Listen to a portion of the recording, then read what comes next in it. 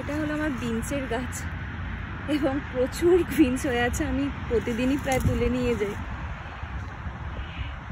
Beans গাছটা খুব ভালো হয়েছে। এবছর আমি প্রথমবার এই বেড করেছি বাইরে, এবং এর ভেতরেও বোধ হয় প্রচুর বিনস ধরে আছে। এখানে আর একটা গাছ আছে, বিনসগুলো সিরিয়াসলি তুলতে হবে।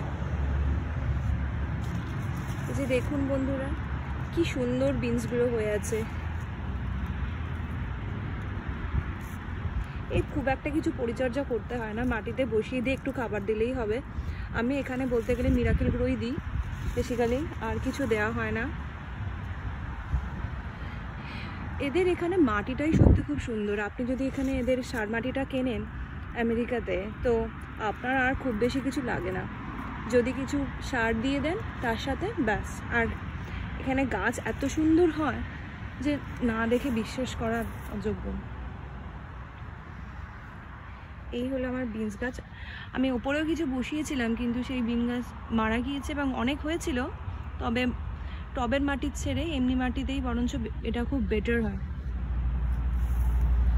যে কোনো জিনিস মাটিতে বসালে যত ভালো হয়, টবেতে অত ভালো হয় না।